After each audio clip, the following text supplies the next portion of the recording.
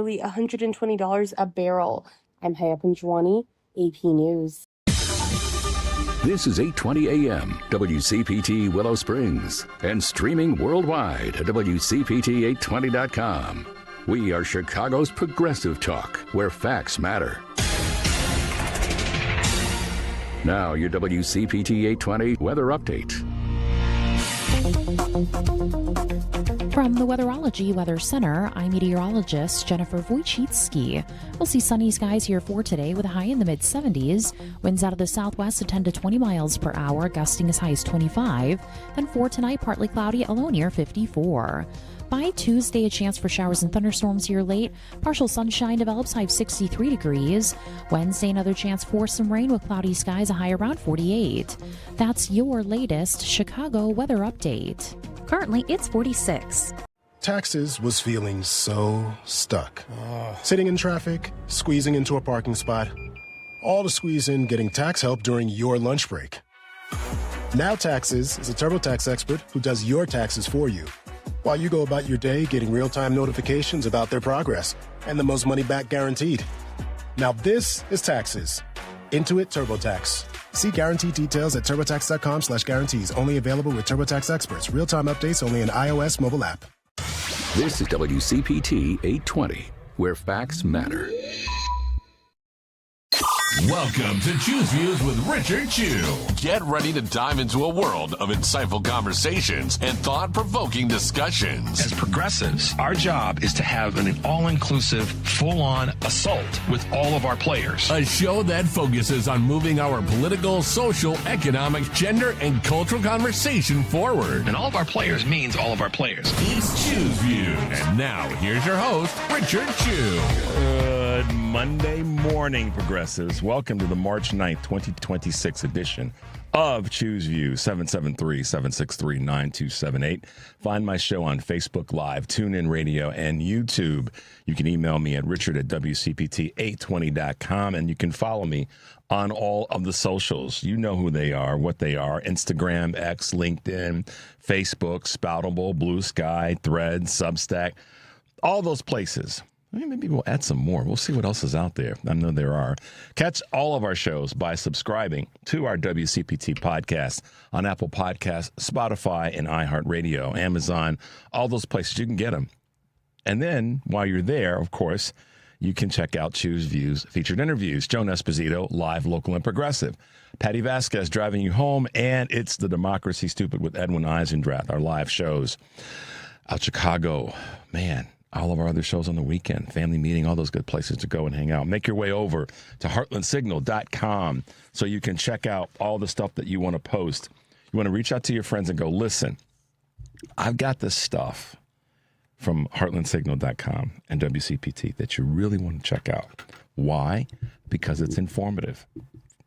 And that's a good thing right now, because people are trying to pull the wool over your eyes. People are trying to have you fall for the okie doke. Even people that you might know and care about, and that hopefully they care about you, but they're not really plugged in like you might want them to be. Why? Because it's easy to kind of get drained from all the craziness that's going on a local level, on a state, regional, and a national level.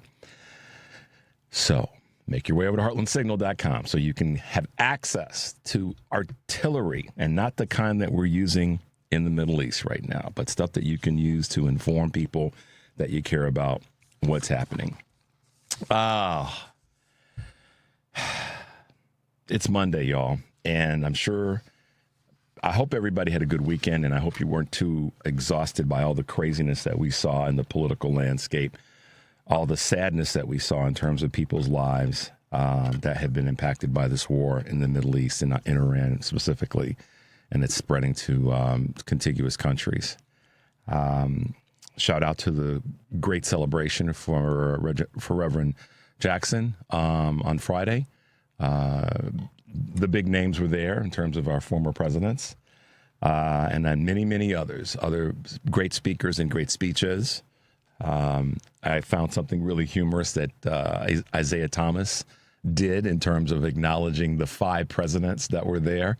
and he went down the line. I thought it was one of the best parts of the whole celebration, where he said, "I want to acknowledge the 5 presidents that are here," and he started by saying President Kamala Harris, President Clinton, President Bill Clinton, First Lady Joe Biden, and from our very own from the South Side of Chicago, Barack Obama. I thought it was the coolest thing because he was acknowledging what he felt should have been the case in terms of Mrs. Clinton winning and Kamala Harris winning. So I thought it was just a good. It was an Isaiah moment. He's always been one to have a certain amount of humor in his professional life as a NBA basketball star and general manager and all the rest. So that made me smile, and it made a lot of people smile and laugh at the event. But kudos to all the people that were part of the organizing of putting that together, and what a great send-off for the late Jesse Jackson. On today's show, in the 6:30 hour, we will have an interview with Nicole Lynn Lewis, who is the founder and chief executive officer of Generation of Hope. Really a great opportunity to talk to someone about a concern in our country as it relates to poverty, about families, about single parents raising children, and all the rest. And then I want to get some calls from you guys, because I've got a big question that I want to throw out that I'd like you guys to answer. Trump is threatening to shut down the Senate if they won't help him rig the midterm elections. I'll talk a little bit about that more. But where I'm going with this is, in the 7 o'clock hour, I'd like to have you guys give us a holler and give us a call about what how would I want to set this up. I ask pretty much every political person or person that is working in some capacity with an organization, what do they want to see people do, or what do they want to see people doing when it comes to their these upcoming elections? And pretty much every person that I ask that question of says we want people to stay involved, to stay engaged. And I talk about that pretty much every show. You guys know that. So what I want to know, what I'd like to hear from you guys, maybe in the 7 o'clock hour, we can try to do a little bit of this, is I'd like to hear what you guys are doing. We've talked about this before, but it's been on my mind. And when I saw this article about Trump threatening trying to shut down the Senate, which obviously he can't do, but he always throws out a bunch of garbage to see what will stick and who's going to be fearful of what he says and then act or not act in a certain way. So give us a call at any time this morning, but particularly as we get in the 7 o'clock hour, or send a text about what you guys are doing now that you've seen what being active can produce, going back to the elections in November, last year's November elections, and the special elections that took place throughout 2025 and so far this year. And with the upcoming, we've had primaries in Texas, primaries in North Carolina, and we've got those taking place here in Illinois next week. What are you guys doing to be involved? When I say, guys, stay involved, stay in the mix, tell me what that means to you and what you're doing. I'd like to hear from you. We want to try to build some conversation around that, and have maybe there's some things that you guys are doing that folks like me and others haven't thought about. And I'd love to hear what those are. So give us a call, obviously. The number is 773-763-9278. You can give us a call at any time. They'll grab the call and kind of put you in the queue, and or send a text to the number so that we can talk about that a little bit in the 7 o'clock hour. But just wanted to get some data from you guys. In the 7:30 hour, we'll be talking with a gentleman that's been with us before, Rich Logis, who is the founder of Leaving MAGA. And I think it's appropriate right now that we have a conversation with him, because we're seeing numbers that are indicating that some of that's happening at a faster rate. And now with this war in Iran, there's probably more to that. So we'll talk with Rich about the organization. Our guest through him will be Stephen Francisci. I want to hear from these guys in terms of what leaving MAGA is up to and how things have been progressing along with their organization. So that's what will be happening in the 7:30 hour. But definitely give us a holler so I can get a sense from you guys as to what you're doing in this process of taking back our democracy, or certainly standing guard while we hold on as we have to during this crazy time. Let us know what that looks like. Today on Live, Local, and Progressive, you want to tune in to Joan's conversation with far-right expert Jen Goldbeck, Democratic strategist Mike Nellis, and University of Chicago political science professor and air power expert Robert Pape, who we've talked to before. Also this week, social media personality Brooklyn Dad Defiant, Congresswoman Nikki Buzinski, Illinois Comptroller Susana Mendoza, and candidates Fritz Kagi, Byron Cicho Lopez, and Donna Miller. Live, Local, and Progressive, weekdays 2 to 5 here on WCPT, AM 820, heartlandsignal.com, and tune in. And then tonight on Driving It Home, Patty Vasquez will have in-studio candidate interviews with congressional hopeful Sanjot Dunig and Annabelle Mendoza and Liz Nicholson, who's running for Cook County Commissioner, plus Anita Pandur, Executive Director of Way Back In. Also, Patty will be in studio to talk about Problem Gambling Awareness Month, which is happening right now.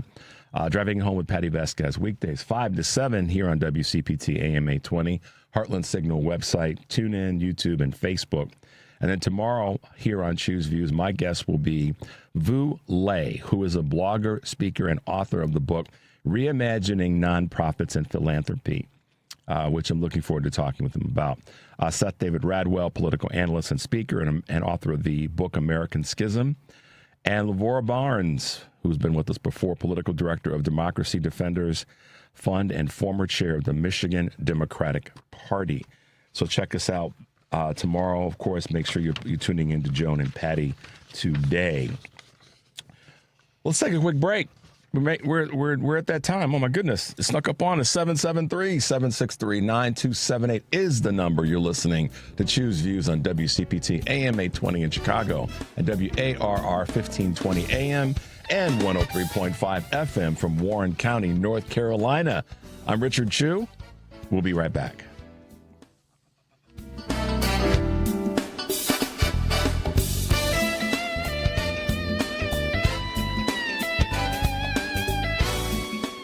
This is a WCPT moment in labor.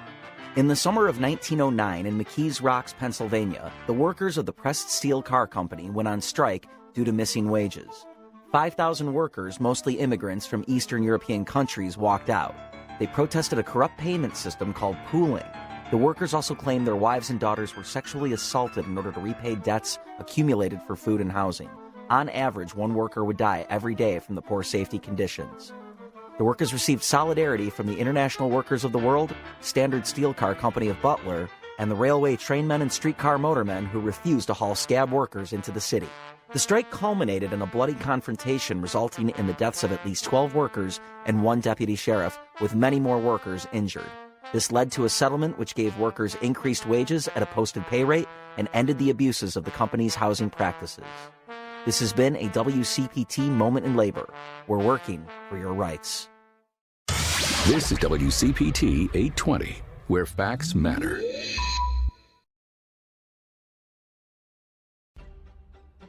Welcome back to Choose Views with Richard Chu. Hey, guys, welcome back to the show.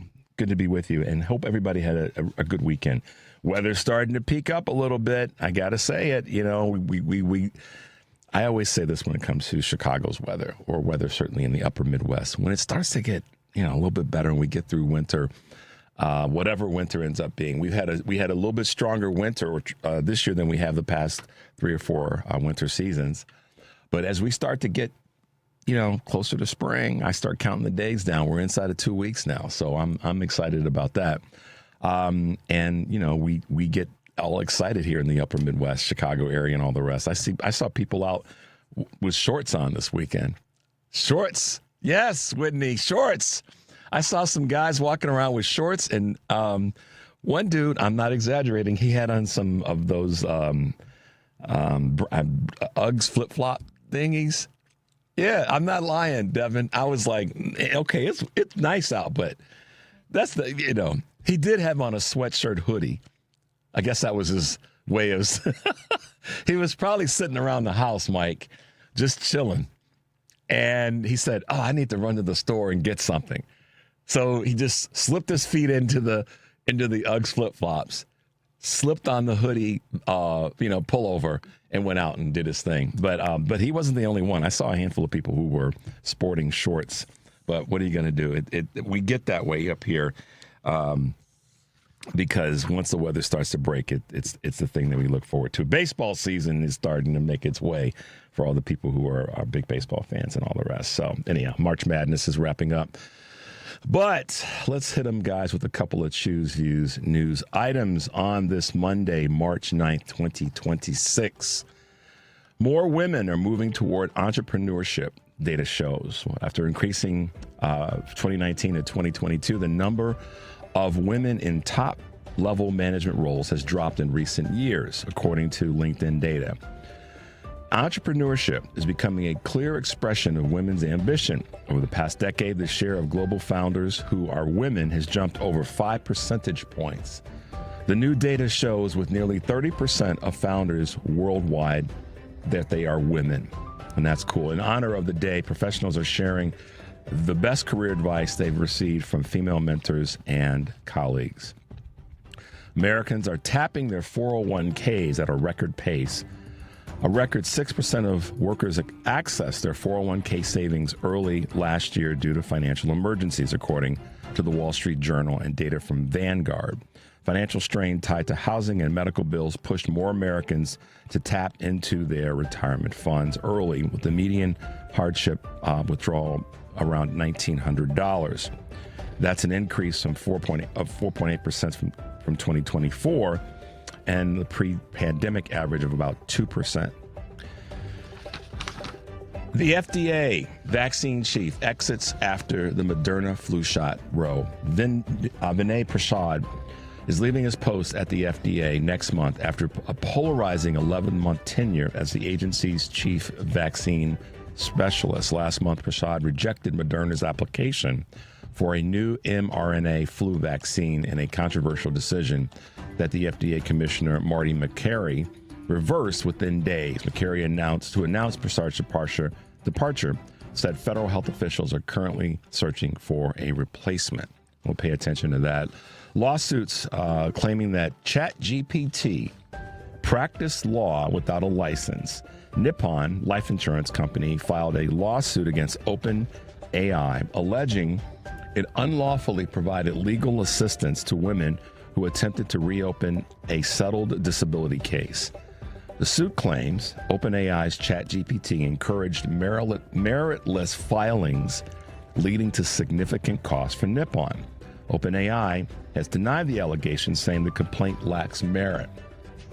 The case marks a flashpoint in the ongoing debate about OpenAI's role in legal practices and comes as lawmakers in New York seek to prohibit chatbots from imitating lawyers in the state. That I agree with. And the U.S. oil prices did surge as the Iran war threatens global supply and supply chains. The ongoing conflict in Iran has caused U.S. crude oil prices to soar by 35%, reaching $91 per barrel, while diesel and gasoline prices have also seen significant increases. The situation raises concerns about potential supply disruptions, particularly through the critical Straits of Hormuz. Despite these spikes, Energy Secretary Chris Wright says long-term disruptions are unlikely due to a robust U.S. oil production.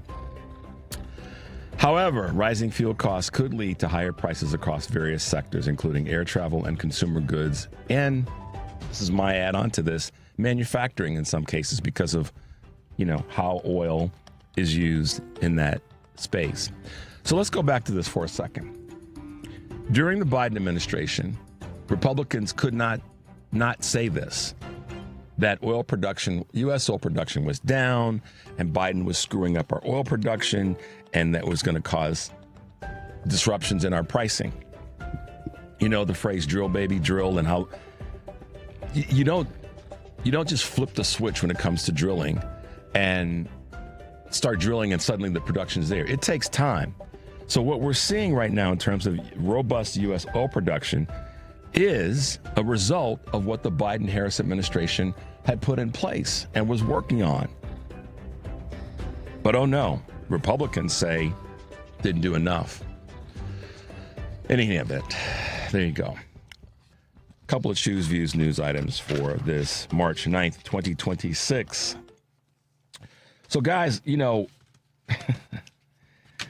when I think about some of the craziness that this administration is dragging us to and through, we've got a laundry list of things that they haven't done, that they ran on, that they said were going to be how this country would be once, if Trump were in office. And we're seeing the polar opposite. I was trying to go through a list of things this weekend, like what is it, just to kind of let my brain open up a little bit. What is it that the Trump administration has done that is tied back to the campaign? What is it that the GOP has done that's tied back to the campaign where they've succeeded and it's benefited the most of Americans? And I can't find anything. I mean, and I really did stretch. I really did say, okay, just kind of take the partisan hat off for a moment and just sort of ask the question, what are some of the things that they've done that have benefited the most of Americans? And I honestly couldn't come up with anything except one. And that is, it's ticked off enough people that I believe there is some there's some reality to the conversation about folks are being more, they're more aware, they're more plugged in. And there is some galvanization that's taken place. So if there is anything that has happened, and this is kind of weird to say it this way, it shouldn't take this, but it has, for people to wake up and say, wait a minute. And in addition to saying, wait a minute, also for the many, and when I talk to Rich, I'll talk about this a little bit as well, Rich Logis from Leaving MAGA. The people that have woken up and said, wait a minute, and the people that have said, this isn't what, in their mind, they believe they voted for. So that is the only thing that I can come up with that's done anything to impact the country in a way that will move us forward. Is that people who maybe sat on the sidelines, people who thought they were going to get something different or that the country was going to get something different, have re-engaged and plugged in. And those of us who knew which direction this was going to take us have been working harder. I don't think that if people weren't working hard, or let me put it this way, if the people who run for office will tell you that they've seen on the ground more and more people being connected and plugged in to the effort. So in an odd way, and like I said, it shouldn't be this way, but I do see that people are more engaged and certainly are aware that these are things that are impacting their lives. Not going to. We're a year and a month and a half, whatever, into this administration, and the impact is being felt. It didn't take, a full term for it to be felt. We've felt it literally since the first week, candidly, of this administration. So my hope is that people are truly plugging in and more people are going to be drawn to being plugged in. It shouldn't take this kind of carnage and chaos for it to happen, but here's where we are. So when I think about, prices of oil, and I think about other things that we all are interdependent on because of how we are connected as a society, I can't find a thing that this administration or the entire GOP has done to benefit the country other than people being, plugged in and realizing that so much is at risk. And if that's what it takes to shut them down, then, okay, I guess that's what we got to fight for. So we'll see. But I go back to the question that I asked earlier. I want you guys to let me know what you are doing. We'll open up the line so that we can do that. What you guys are doing to be part of this process in a way that's going to have some meaning and we can hopefully turn this ship around. I had an interesting conversation with a good friend of mine and my wife's about early voting. So she early voted here in Chicago. And so the reason that this was meaningful to me is that she said, she went in and she started the process. They gave her voting card. The way that voting works here in Chicago and throughout the state is a little different than other places, but it's very effective. And so what she shared with me is that as she had gone in and gotten her little card to put in the machine and then gotten her voting, her ballot rather, and the process, she went through it. But as she was wrapping everything up and about to give her information back to the person that handles it, her ballot ripped. So she had to vote a second time. So it's legendary, if not lore, that the people in Chicago, the historical conversation that, they vote 5 or 6 times in Chicago. So she jokingly shared this with me that she voted twice, but not literally, because the ballot was messed up. It got ripped, so she had to do it again. So I asked her, I said, so did they just give you another ballot? And she said, no, they gave me an entirely new card and an entirely new ballot. So I had to start all over again. And what I found great about this is that the Republicans talk about cheating and they talk about all this stuff that the Dems are doing and all this voter fraud. Our stuff is so organized here in Chicago, Cook County, the state of Illinois, that they made her start all over again. So one, she got it right.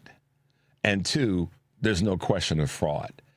So I thought that was a great example of Democrats having the stuff in order, Democrats doing it the right way, Democrats making absolutely certain that not only did her vote get counted, but that it got counted correctly.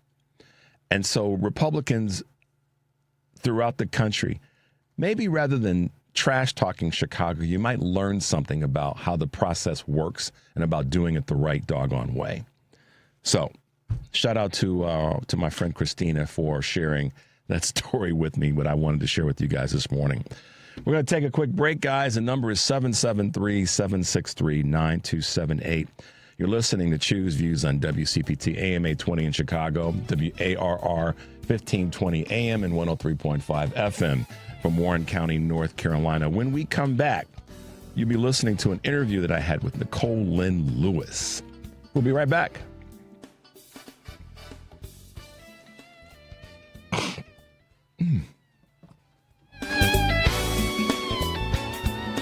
Hey Progressives, it's Richard Chu, host of Choose Views weekdays 6 to 8 a.m. Central. We're all anxious for the 2026 midterm election to arrive so we can restore some sanity and much needed oversight to our government. In fact, it's the most important midterm election in American history, and Choose Views will be in the thick of it, bringing you candidate interviews on a regular basis. I'll be talking to Democratic Party hopefuls running for House and Senate at the federal and state level, as well as candidates for governor and other state and local offices. I am in love with our ability to fight for our rights, to fight for our future, to fight for our freedoms, to fight as our ancestors fought. It's just our moment. This is just our time to stand up and to speak up. We can't give up on this. If you miss any of the interviews live, you'll be able to find them all on WCPT's Candidate Interviews page at heartlandsignal.com/candidates. That's Choose Views weekdays from 6 to 8 a.m. on WCPT, Chicago's progressive talk for 20 years. You're listening to WCPT 820. Here's the latest Chicago weather update. From the Weatherology Weather Center, I'm meteorologist Jennifer Wojcicki. We'll see sunny skies here for today with a high in the mid-70s. Winds out of the southwest at 10 to 20 miles per hour, gusting as high as 25. Then for tonight, partly cloudy, a low near 54. By Tuesday, a chance for showers and thunderstorms here late. Partial sunshine develops, high of 63 degrees. Wednesday, another chance for some rain with cloudy skies, a high around 48. That's your latest Chicago weather update. Currently, it's 48. You're listening to WCPT 820 because facts matter. Welcome back to Choose Views with Richard Chew.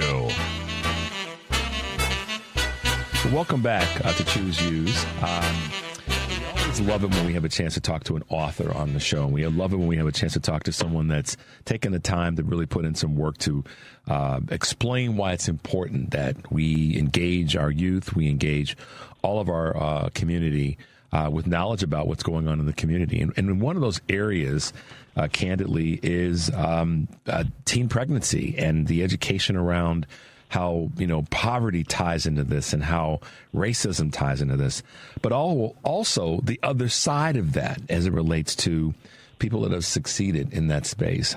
With us this morning is the founder and chief executive officer of Generation of Hope, Nicole Lynn Lewis. Good morning, Nicole, and welcome to Choose Views on WCPT here in Chicago.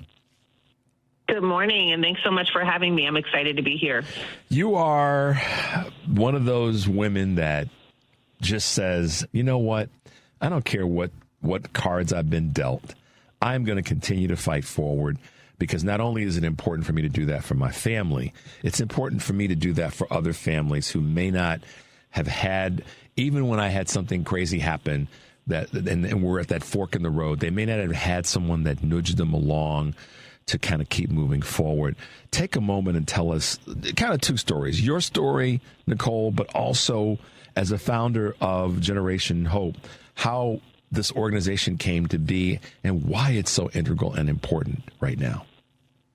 Yeah, absolutely. Well, I am a mom of 5. I'm a social entrepreneur. I'm an author, and I'm an advocate for families, particularly families that live on the margins. And so much of that is connected to my own experience of being a teen mom. I got pregnant my senior year of high school, and I was academically strong. I was involved in a ton of extracurricular activities, but I heard the same message that many young people in that situation here. You're not going to go to college. You're not going to be successful. And I knew now more than ever I was going to have this baby, that it was important for me to pursue my education, that was going to be the clearest path to economic mobility and stability for us. And so I found out I had been accepted into the College of William & Mary and Hampton University when I was 8 months pregnant, living day to day in a Motel 6. So not at all the average, incoming freshman.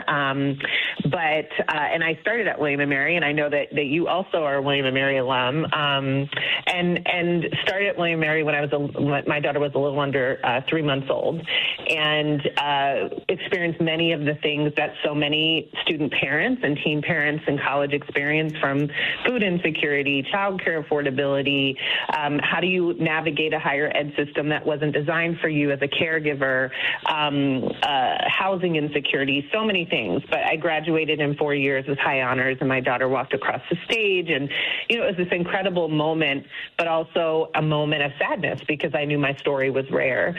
And so I moved up to the D.C. area. I started grad school at George Mason University in public policy, and I was looking to volunteer with an organization that was really focused on helping teen parents earn college degrees.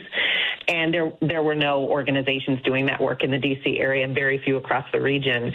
And I just knew that in order for us to address so many of the challenges that we have as a country, we have to be thinking about teen parents, single mothers, single fathers, parents navigating poverty, and how they're able to access college and complete college in order to put food on the table for their families. So I have to ask you a fun question. When you were walking across that stage, did your daughter try to grab your diploma and say, "Hey, it's mine too, Mom"? She did not, but it was very poignant. It was Mother's Day.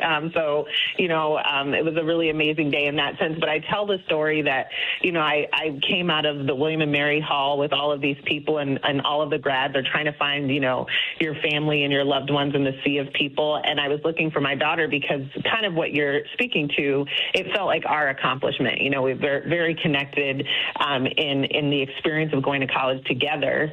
And I thought she was going to say, I'm so proud proud of you. And I scooped her up in my arms, and her first question was, are you done with classes now? Like, all she cared about. She's like, that's great. Can I have you all to myself? Was pretty much her question. And I want some ice cream, by the way, too, Mom. Yes. Exactly. You know, the reason that I asked that question, and in no way disrespectful, it's just to enlighten and to shine energy on the work that it took for you to do that. But in concert, your daughter, I think, you know, she knew there's kind of a dual motivation. She was motivating you in her little way, and you were motivating her in her way. But it speaks to the connection that sometimes is missing when we look at families. And I think that your organization has been so much about that, is connecting the family, whatever it might look like. It might be the friend that you make in school when you're a single mom that's trying to make it through college. It might be someone that's not even a blood relative, so to speak. But those connections and providing that hope is really one of the tenets of your organization. Talk a little bit about that. Absolutely. I mean, anyone who has been through college knows that you need a village, you need a community, you need people around you who you can call and say, I don't know if I can do this. I think every college student has that experience. If you're a parent going to college, you have many more of those moments where you're wondering, is this really going to happen? I know every day when I was at William & Mary, I was constantly questioning, am I crazy? Like, am I actually going to be able to do this? Because so many things were working against me. So it's incredibly important for parenting students to have a community, a village, a group of people who deeply believe in them. And we believe in the power of given family, but also chosen family. And so each of our scholars and our direct service arm of our programming is matched with a mentor in the community. And that person is a cheerleader and someone who says, you can do this, you know, you got this. We have an incredible case management team on staff. We have mental health professionals on staff. And so all of that is about how do we really ensure that caregiving students have that community and that village and that support that's so critical for people to be able to navigate higher education. Do you think, Nicole, that our, I guess the question I want to ask is this way, funding for college is already a conversation that we all have to have, and particularly when it comes to HBUs and frankly other universities. But do you think that the stigma of once you get pregnant, if in high school or potentially in college, that you're not going to graduate, is more daunting than people actually realize? Am I on the wrong track on this, or on the right track? I think for sure the cost of college has already been a major conversation, right? We know that college affordability is a real issue in this country, and particularly for certain populations of students. Student parents are going to have higher costs when it comes to going to college because they have to pay for childcare, they have to pay for transportation. Very few colleges and universities have on-site, family undergraduate housing. So the cost of college is a real issue, and I talk about it in the new book for sure. And there is a stigma. There's a stigma around teen pregnancy, that if you made these decisions, you made your bed, and now you have to lay in it. We've heard that, and you've got to, deal with your own decisions. And we have to really understand that for so many students, whether, you're parenting, whether you are commuting, whether you're working several jobs, which, by the way, is the majority of undergraduate students in this country, we have to clear a pathway to school, to get into college and to get through college. It doesn't just benefit that individual or their child, it benefits our whole community. At Generation Hope, we have scholars who have gone on to become nurses and teachers and, filling so many of the jobs that we need in our communities in order for our communities to thrive. So it benefits all of us to make those investments. It does, and it's such an easy. It's not an easy conversation for some people, but it's such common sense. Like, again, why would we spend anything other than a lot of money, a whole bunch of money on education across the board? Why not? Right. A smarter community is a smarter community is a smarter community. And I've said this for a long time, Nicole. That is, and so I'm repeating myself. One of our best tools for national security and defense is a better educated, healthier community across the board. Absolutely. And the more money we dump into education, and droves of it, buckets of it, truckloads of it, and into healthcare, the better we are as a community. We're healthier, we're smarter. And I think when people, this is my goofy observation, Nicole, and you speak to this. When people feel on a similar ground or similar footing when it comes to knowledge, there's actually less issues between people. Do you know what I mean? And what I'm trying to say is, when people feel like, yeah, she knows a ton, I know a ton, let's get together and talk about the ton of stuff that we know and that we don't know. And that to me is education, whether it be formal or outside of the normal, track of formal education. So we need to dump more money across the board into our educational systems. It's kind of simple to me. I don't know. You tell me. Yeah, no, I think you're spot on. I mean, there's so many instances where we see misinformation and how misinformation really divides people. I was writing my first book, Pregnant Girl, which was a memoir about my experience as a teen mom and putting myself through college and founding Generation Hope. And one of the things I discovered as I was researching and writing the book is that the highest rates for teen pregnancy in this country were really at their peak in the 1950s. And when I became pregnant in the late 90s, I was under the impression, based on a lot of the rhetoric that was out there, that, we were experiencing the highest rates of teen pregnancy that the country had ever seen. And that was not true. Wow. But so much public policy came out of that rhetoric, so many systems were set up in ways that really didn't match what was happening in reality. But we were all under that impression. So I think, to your point, education is such a worthwhile investment. It brings people together. It helps us understand, the history of how we got here. It helps us understand the issues that we all deeply care about. I totally agree. And I've been preaching that and yelling that for years and years and years. So here we are again. I'm talking with someone that essentially does it for a living as it relates to your work. We're talking with Nicole Lynn Lewis, founder and chief executive officer, I should say, of Generation Hope, a nonprofit organization. And it's designed to do the thing that we all know, which is to take care of those who are the least among us. At the end of the day, Generation Hope. Nicole, let me ask you this question, or let me pivot by asking you this. Pregnant Girl, a story of teen motherhood, college, and creating a better future for young families. You're an author. Talk about this wonderful book. My goodness. Yes, I know. It's really a surreal experience to go from people telling you, college is completely out of grasp for you. You're not going to be successful. You're going to be a failure. And to go on and to, have published now 2 books. It's in addition to starting Generation Hope. I mean, so many moments where I'm like, let me pinch myself. So Pregnant Girl was my first book, released in 2021. Again, like a memoir, a story about my experience of putting myself through college as a teen mom. I wrote it because it just wasn't a story that you hear enough. We often hear very dismal stories where, teen parents are painted in ways that really limit their potential and tell a very dismal and different story. And I wanted to tell the story that teen parents are capable and they have all the potential to be successful. We as a country have to do better to meet their potential, right? And then after I wrote Pregnant Girl, I felt like there was more of an opportunity to dive deeper into the issues that I talked about in the first book from a policy standpoint, from a standpoint of like, why is college so unaffordable for parenting students? Why is childcare so unaffordable for families that have, lower income, food insecurity for college students? Like, how do all these things come together to make a post-secondary education nearly impossible for mothers and fathers experiencing poverty? And so that's really where the new book came from. Student Parent is a deeper dive into so many of the issues that I touched on in the first book. Wow.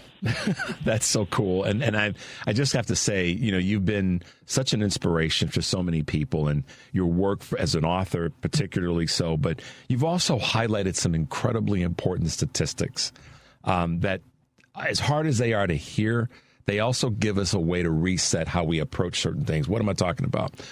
Is it true, or help us a better light on this 2% of teen mothers will not earn a degree by age 30. Is that right? Do I have that right? Help us out here.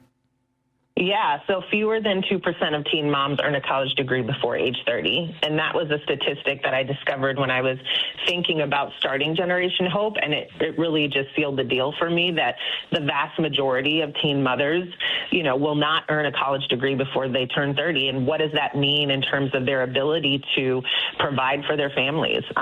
So it's a daunting statistic. And I think it speaks to why this book, A Student Parent, is so important, why we have to do this work, why we have to create change. One of the things that's also such a moment of pride in terms of talking with you and the work that you've done is that you've really worked hard to build a community about service, about abundance, about family, about racial equity, and certainly about education.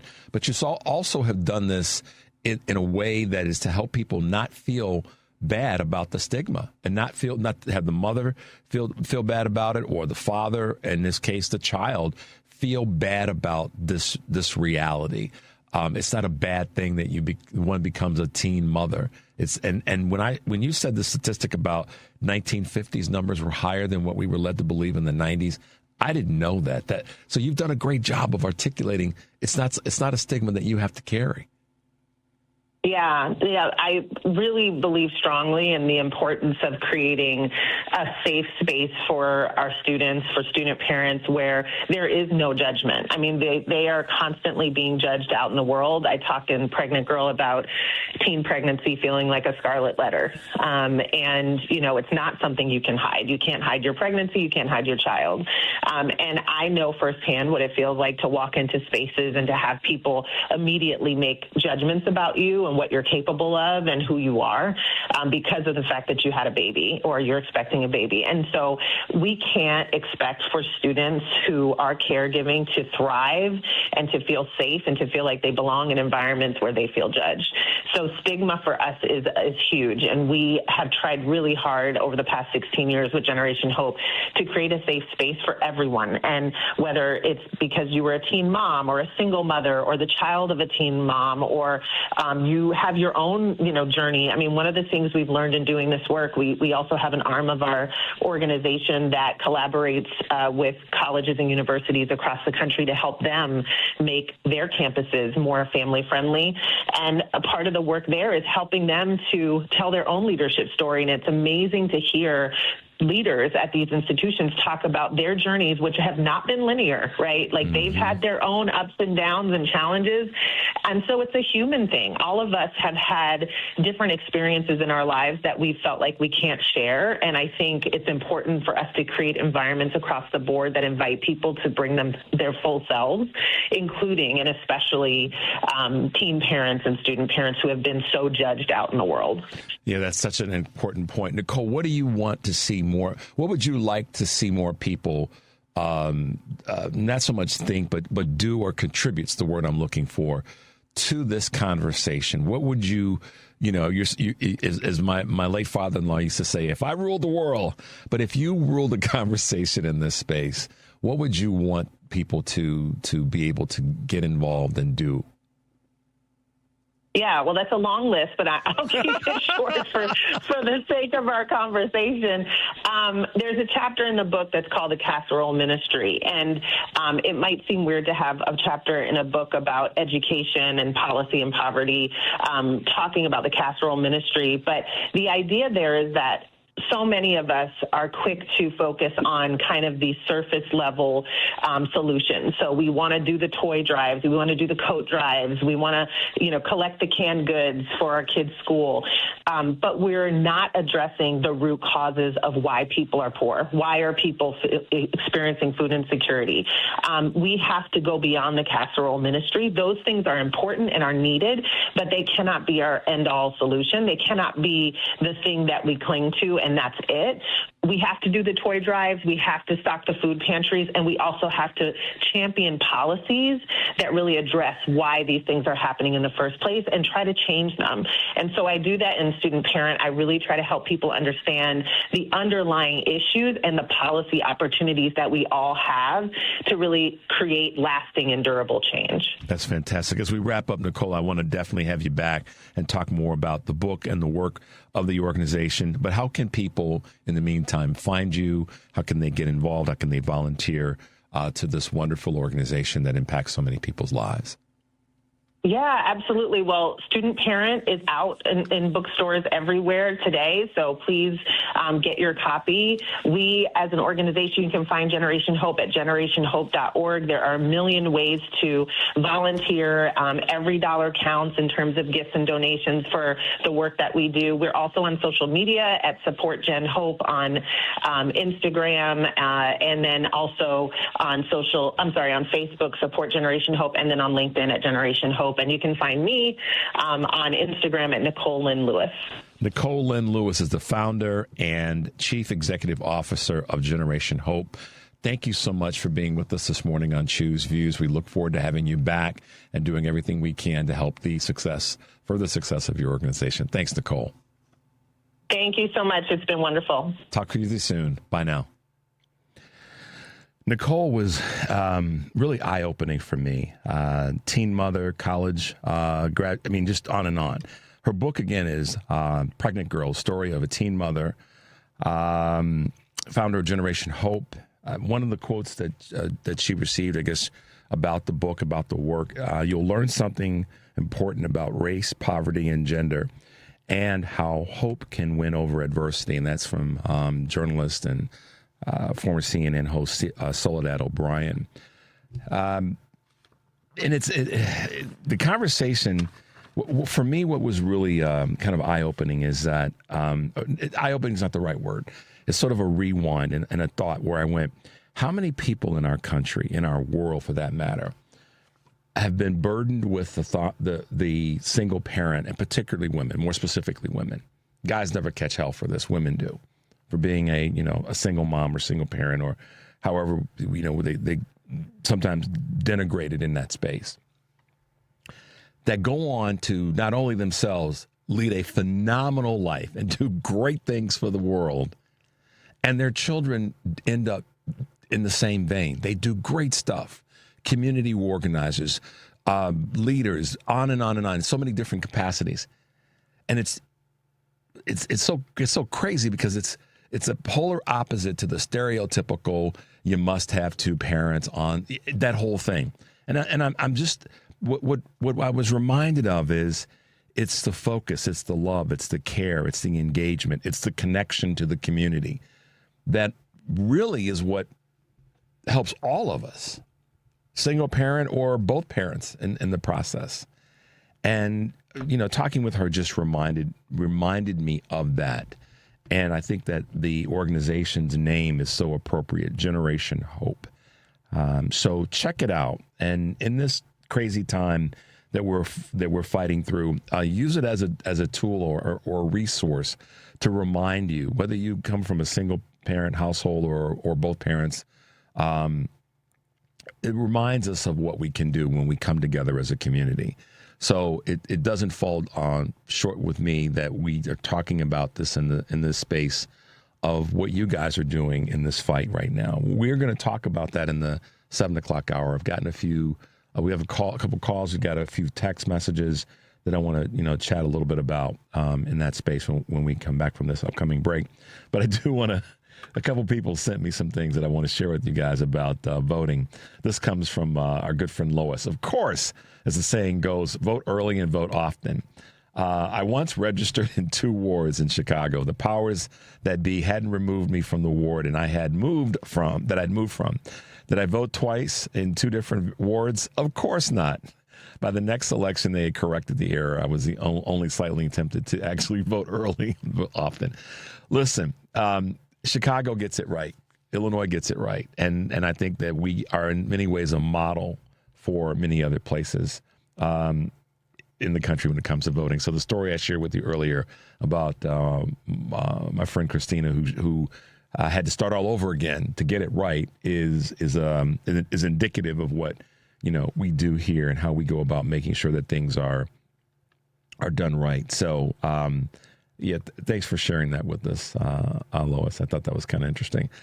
But listen, guys, this conversation around that we're going to lean into a little bit in the 7 o'clock hour around things that you're doing and how you're being involved in this process is important to me, because I want us to remember that the more we are connected and the more that we are finding out what other folks are doing, the better we are in knowing that we're not living in a silo, that we're not crazy. I had a conversation with 2 other friends over the weekend, and both of them asked me, Richard, how do I get re-engaged? What can I do? Shout out to Susie and to Lisa. How can I be more involved? And what are some of the things that we should be paying attention to? Who should I be trusting? Who should I be reading and following? So that's the kind of conversations we want to be involved in and engaged in. So let's take a quick break, guys. The number is 773-763-9278. You're listening to Choose Views on WCPT AM 820 in Chicago, WARR 1520 AM, and 103.5 FM from Warren County, North Carolina. I'm Richard Chu. We'll be right back.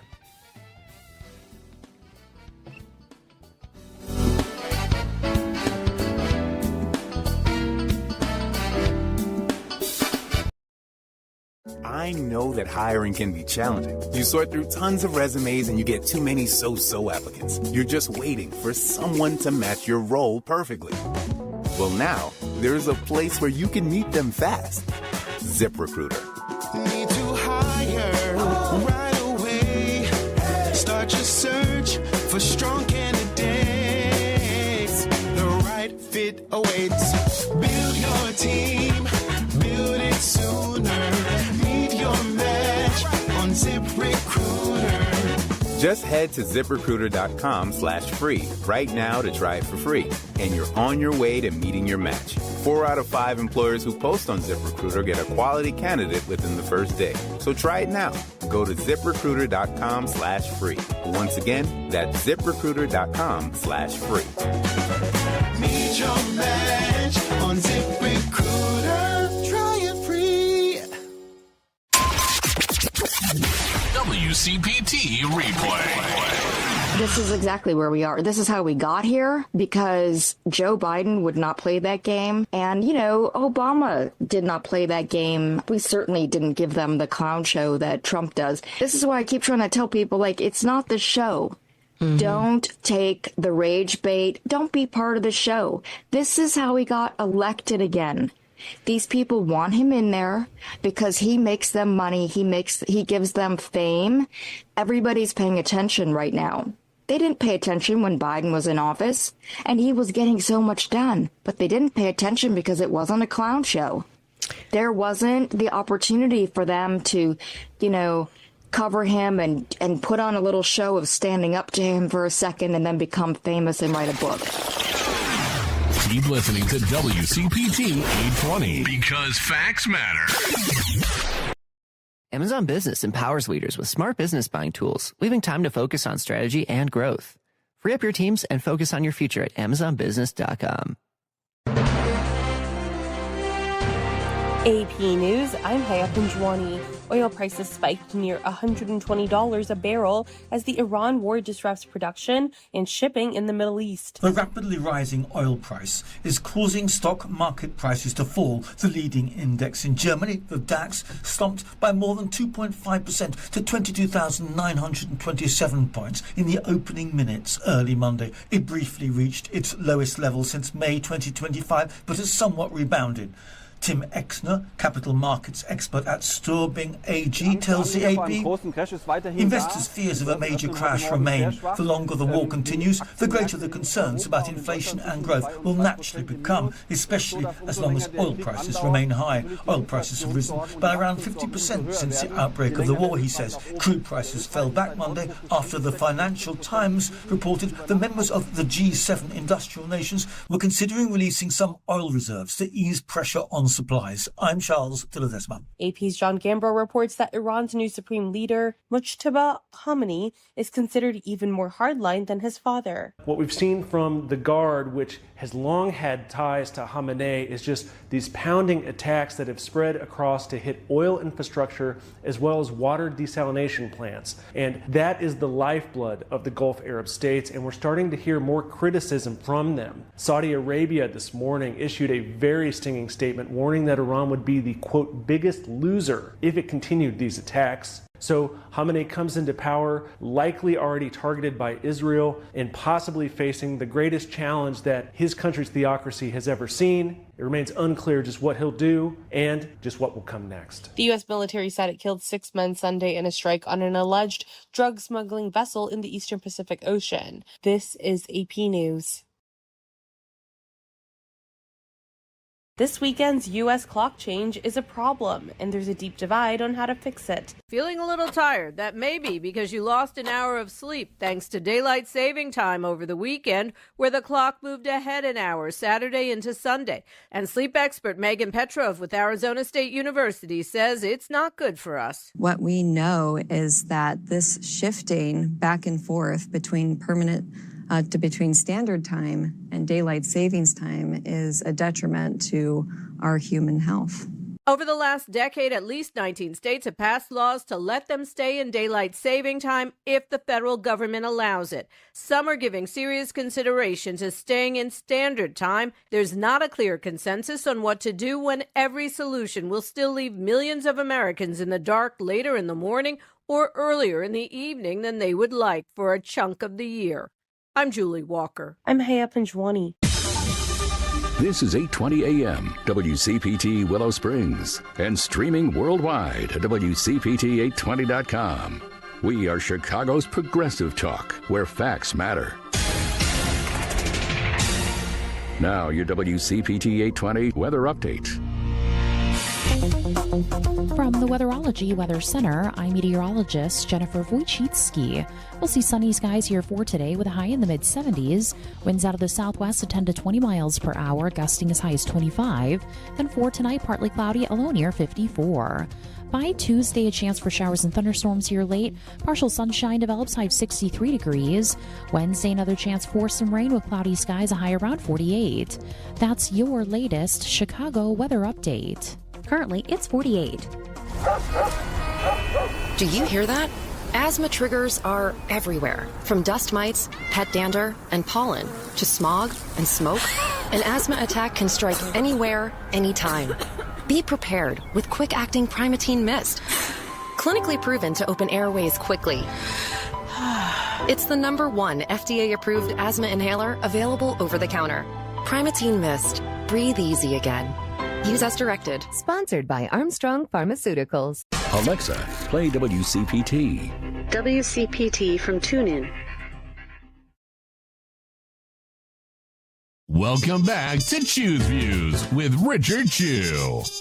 Welcome back to the show. Thanks for being with us this morning, this March 9th, 2026. I am, as you can tell, excited about spring, as I hope we all are here in Chicago and the upper Midwest. And for those of you who are in warmer climates where you've had an average temperature of 62 degrees, shut up. I'll leave that alone. Anyhow, good to be with you guys this morning and have a little bit of fun about the weather. I always like to talk about the weather because it is a conversation piece here in Chicago. But listen, don't forget, we're on Facebook and we're reading your comments. So please leave your thoughts as well as like and share the page. Find it at facebook.com/WCPT. Again, that's facebook.com/WCPT. If you want to watch and share this episode or any past episode of the show, you can go to YouTube, our YouTube page at Heartland Signal. Of course, it's one word, and click on the live tab. You can subscribe to our YouTube page where you can find live streams and shorts from our Heartland Signal digital newsroom. Of course, Choose Views featured interviews and full episodes of the podcast are available on Spotify, Apple Podcasts, TuneIn, iHeart, YouTube, and Amazon Music. Search for Choose Views or visit our new podcast page at heartlandsignal.com/podcast. All the good stuff is there. So, make sure you're checking it out. Okay, I'm going to grab a call in a little bit, but first thing I want to do is kind of go back to a little bit of the table that I said earlier. Trump, one of the concerns that a lot of people have is what's going to happen with the midterms.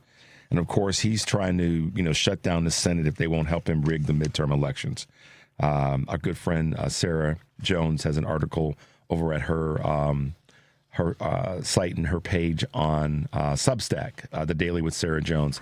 So check that article out. But in the meantime, let me read a couple things that you guys have sent me so far with regard to what you're doing. This comes from our friend Bob, who is driving across the country. He's always out and about. Bob's out in San Jose, but this is one. Richard, I'll be participating in the March 28th No Kings protest that will be happening nationwide that day. I'm expecting to see a lot of people, and many of them will be carrying protest signs. This will be a large, peaceful protest. In many respects, it will be larger and probably a bit louder than the past No Kings protest, given, as he calls him, King Donald, the despicable, has driven up the cost of living for all of us. And that comes from our good friend Bob out in San Jose. I used to say in San Jose, capital of Silicon Valley.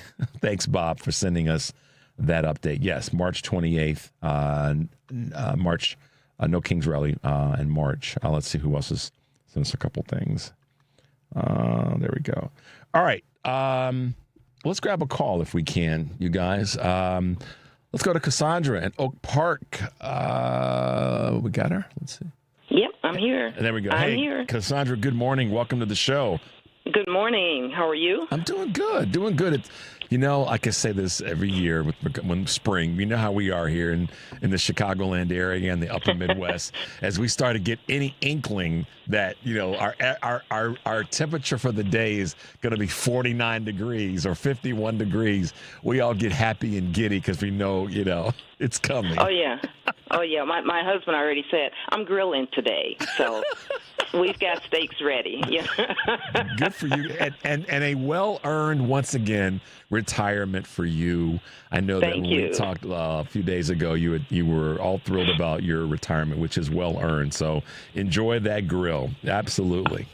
Got a ribeye waiting for me with my name on it. That's right. That's right. So what's going on this morning? You had some comments you wanted to make.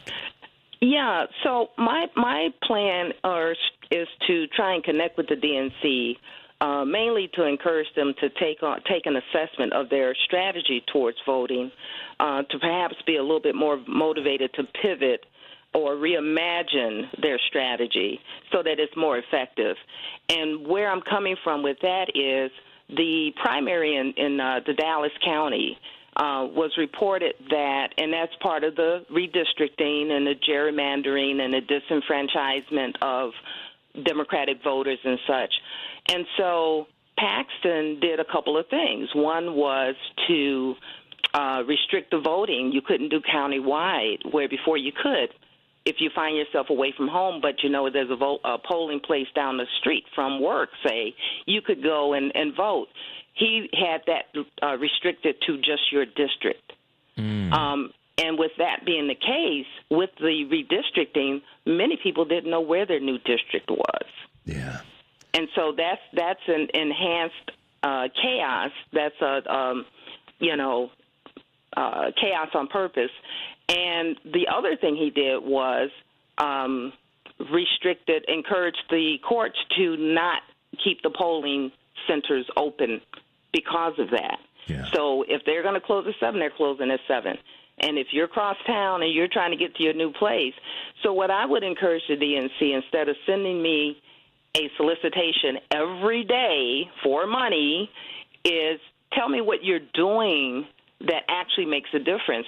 I would encourage them to get ahead of the game. If you know areas have been redistricted, find out where those new districts are and get it out to the voters. Yeah. Because they may not be receiving their updated voter registration card in time on purpose. And listen, Cassandra, you're being very kind in saying they may not. They are not, and right. That's also by design.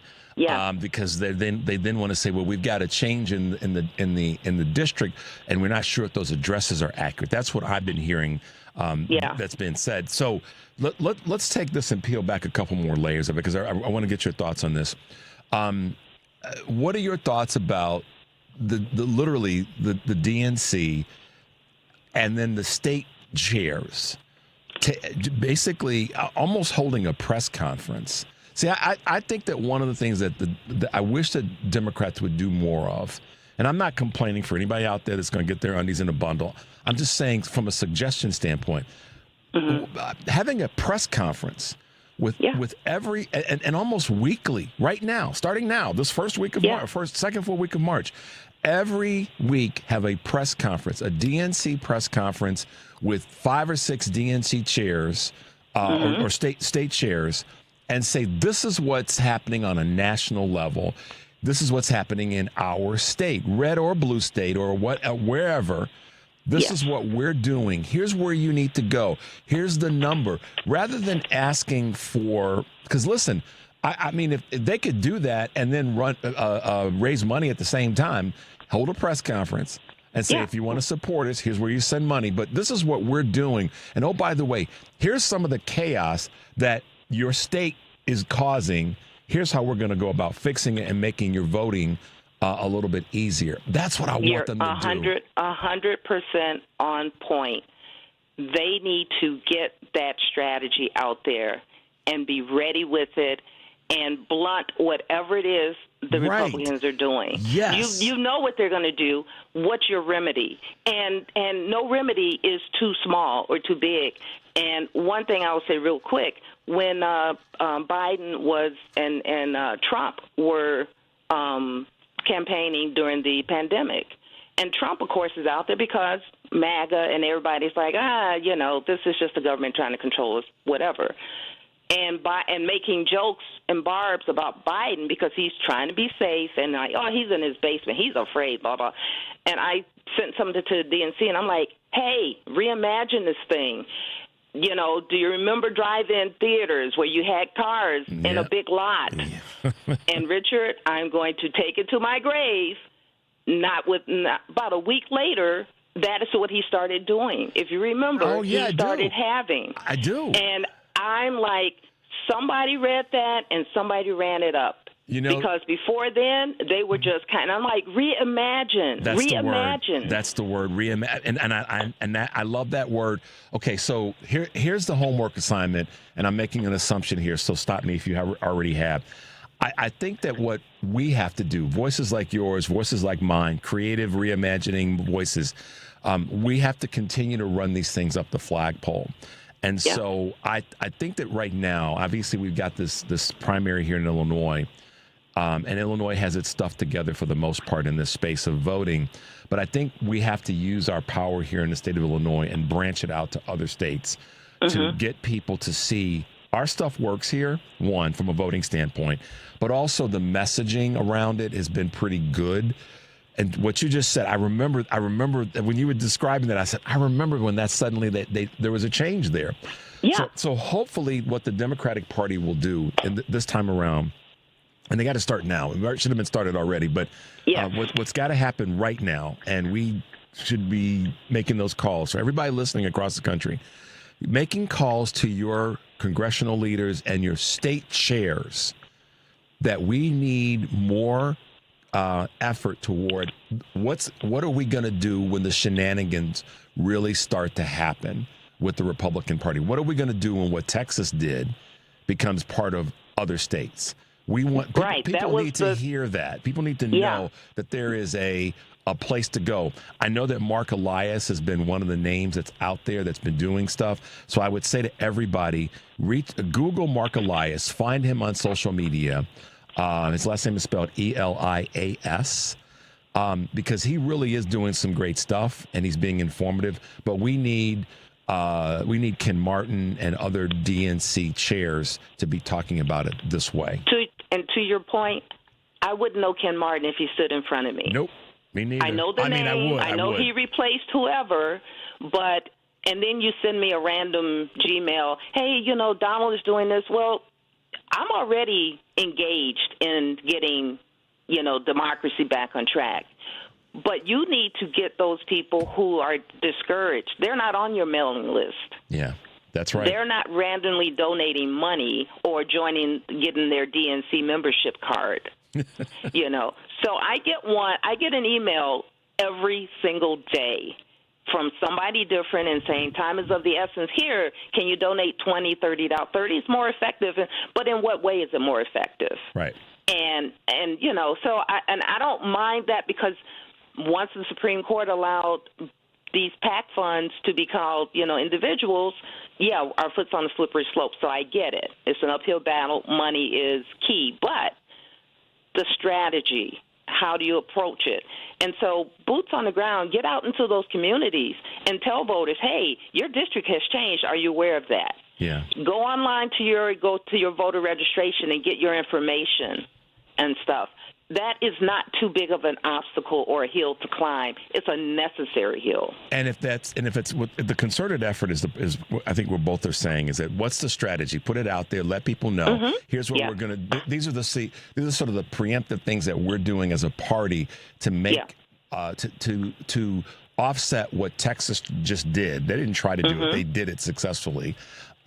So that doesn't spread like a virus to other states, because we know that that's what's coming. So, Cassandra, it's always great to have you with us, and your commentary means a lot, and your contribution means a lot. So let's keep talking about this, okay? We need to check back and forth with each other now that you ain't doing nothing every day. I'll just play it. Thanks for the call today. We appreciate it, okay? Thank you. Talk to you soon. All right. Take care. Bye-bye. Bye-bye. Guys, let's take a quick break. My goodness, we blew right through that. 773-763-9278 is a number. You are listening to Choose Views on WCPT AM 820 in Chicago and WARR 1520 AM and 103.5 FM from Warren County, North Carolina. I'm Richard Chu. We'll be right back. Chicago. Juliana Stratton isn't being honest about who she is. Fact. Juliana Stratton was the hand-picked candidate of the corrupt Madigan machine, the same machine that spent millions to put her in office. And Stratton repaid the favor, defending Mike Madigan even after his bribery scheme was exposed. Fact. Stratton's massive super PAC is funded by the very contractor running the Broadview ICE Detention Center. Think about it. ICE raids Chicago. Stratton benefits from ICE contractor cash. Fact. Juliana Stratton got caught lying about refusing money from MAGA donors. That's right. Stratton's campaign is bankrolled by MAGA Republicans. Madigan machine, ICE contractor cash, MAGA money. Add those facts up and it's clear. Saying one thing, doing another. That's Juliana Stratton. Paid for by Fair Shake and not authorized by any candidate or candidates committee. Fair Shake is responsible for the content of this advertising. www.fairShakePAC.com. Chicago's Progressive Talk, WCPT 820, where facts matter. He's not here to yell. He's here to inform and maybe stir the pot. This is Choose Views with Richard Chu. All right, guys, welcome back to the show. Thanks to Cassandra for reminding us that our involvement's important, and that to see the DNC spend more time and effort and resources on how we're going to be ahead of and fight off what we know is going to be more of what Texas, Ken Paxton specifically, did during the primary election last week. So we'll talk more about that. Here's a comment that I received from our good friend Karen Byrne from True Blue Politics podcast. Because of conversations with one of the women at the ICE detention center, a protester who was a voter that didn't pay much attention because she bought the, quote, both sides do it, and my vote doesn't matter, garbage. I received a call from her requesting help to apply for mail-in ballots for her grandmother, aunt, and uncle who hadn't voted in several elections, including 2024. We now have 4 new midterm voters. That's the power of conversations and why we need to talk to the people who are, quote, gettable. I think you have the conversations with everybody as best you can. Not everybody's going to listen or hear you. But I will say that if you have the conversation, at least you then don't have to look back and go, well, I wish I had talked to that person. Because you're going to have these kinds of situations. I went to lunch with a couple friends on Saturday, and my wife and I did, and the people sitting at the table next to us, guys, were totally Trumpers. And one of there was 6 or 8 people sitting at the table, and one of the guys sitting at the table said something along the lines of, and I won't repeat it in its entirety because there's some profanity in it, but basically he said, yeah, you know, those Iranians, they're going to understand what freedom's all about, and we need to bomb the blank out of them so that they understand that they're not going to take away our freedoms. Okay, so for those of you listening, anywhere you're listening in the country, all 3, Devin, Whitney, and Mike, were all shaking their heads like in disbelief. So the reason that we have to stay in the fight and we have to have these conversations like Karen said, and we have to push the DNC to do more at how we fight this is because those people exist. We know they do. Now I was in a part of the community where the data would support that the demographic would probably be thinking that way. That's how I can say that as eloquently as possible. But to that end, what I found really interesting is that, first of all, what the guy doesn't realize, and if he does realize it, he just doesn't let it come out of his mouth, is that Iran doesn't and doesn't have the capability to reach our shores with any of their armament, first and foremost. So that just goes to show his ignorance in that space, either accidental or willful, that he didn't know that they don't even have the technology to reach our shores.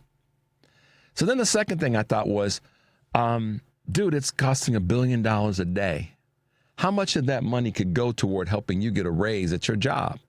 Or I think he was in the trades, or provide more resources so that more people are spending money that you can then be one of the tradesmen that gets the work. But oftentimes people are so biased and so locked in and so directly injecting the Kool-Aid that they can't even get out of their own way to think that way or even allow themselves to go down that path.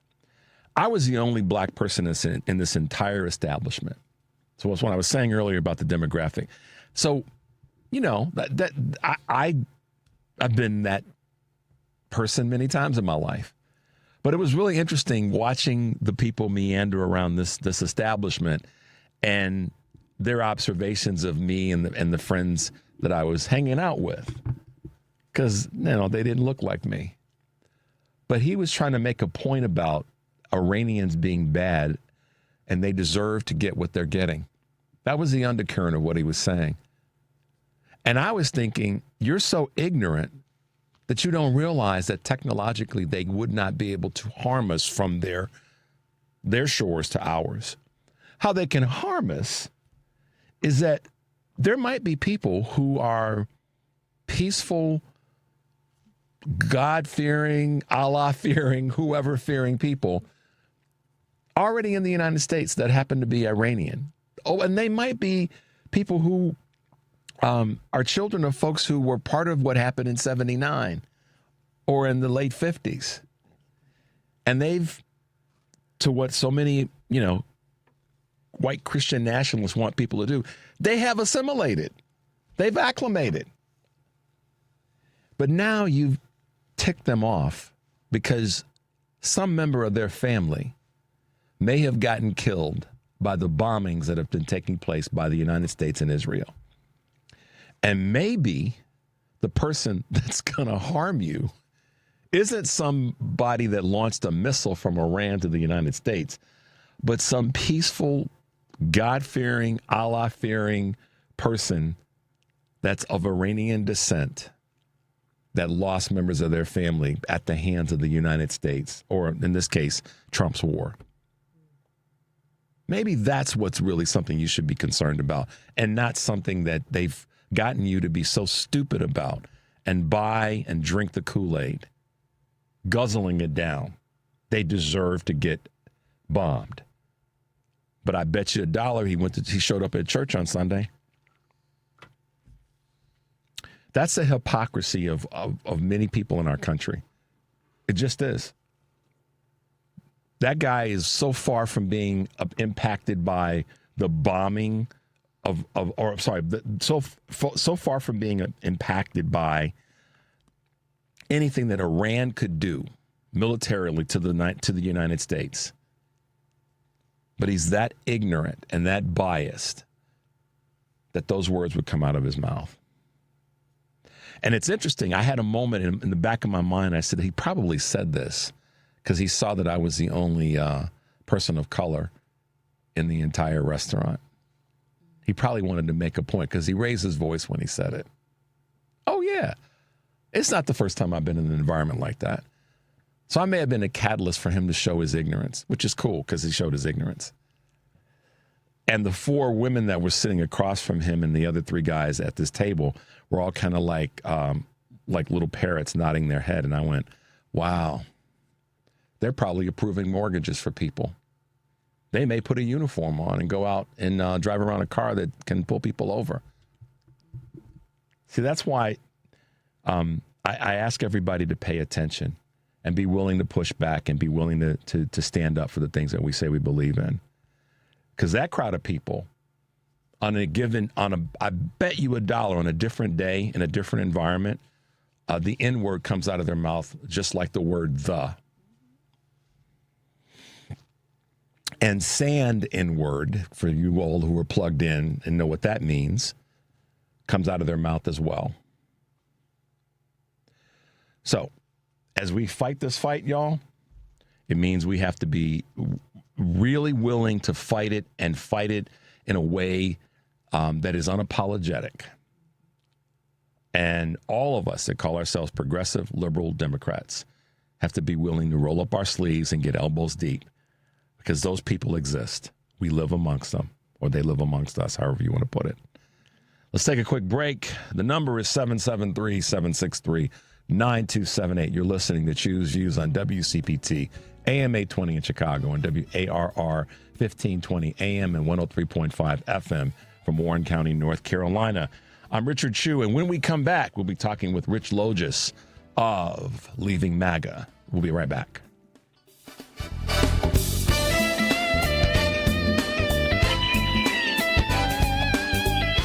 Experience matters, especially when it comes to public safety. I'm Amy Johnson, and I've spent more than 20 years serving Kane County. I began my career on patrol, worked as a detective, Kane County Major Crime Supervisor, served as Chief of Staff, and now proudly serve as Undersheriff. That experience gives me a full understanding of the job, the budget, and the serious responsibility that comes with leading a sheriff's office. I know that public safety isn't just about enforcement, it's about accountability, transparency, and working in partnership with the community. I believe in supporting deputies and staff, using taxpayer dollars responsibly, and making decisions that keep Kane County safe while treating everyone with dignity and respect. Today and into the future, I'm focused on strengthening trust, building community partnerships, and ensuring Kane County remains a safe place to live, work, and raise a family. This election, vote for Amy Johnson for Kane County Sheriff.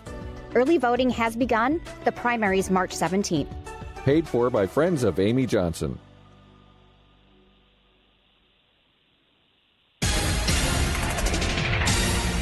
You're listening to WCPT 820. Here's the latest Chicago weather update. From the Weatherology Weather Center, I'm meteorologist Jennifer Wojcicki. We'll see sunny skies here for today with a high in the mid-70s. Winds out of the southwest at 10 to 20 miles per hour, gusting as high as 25. Then for tonight, partly cloudy, a low near 54. By Tuesday, a chance for showers and thunderstorms here late. Partial sunshine develops, high of 63 degrees. Wednesday, another chance for some rain with cloudy skies, a high around 48. That's your latest Chicago weather update. Currently, it's 49. Because facts matter. You're listening to WCPT 820. Views with Richard Chu. Hey guys, we are back. And what freedoms exactly has Iran taken from the U.S.? Very ignorant people that come. This person's commentary, not the Iranian folk, but the person that we had that I heard say what he said at the restaurant on Saturday. One of the big challenges that a lot of people have is, misinformation. And that misinformation can lead folks down this path where they're not quite sure which way is up. And it's led to a lot of people becoming part of this movement known as MAGA. Just the reality of it is a lot of people, thought that that's where they should be headed and what they should be doing. And in many ways, they were justified because of what they saw or what they were led to believe was the direction that the country was headed. But as you guys know, we've had a gentleman that's been really a voice in this space that said, maybe we need to chart a different path. And I called it building a bridge. Rich Logis is the founder of Leaving MAGA. And the name in and of itself has a lot of people going, yeah, really? But yeah, really. Rich Logis is with us this morning, and as always, it's great to have you on Choose Views. Good morning, Rich. How you been doing, man? Hey, Richard. Good morning. Thank you for having me on. Always good to be with you. I feel like I say this every month, but it is the truth. We, as an organization, have never been busier.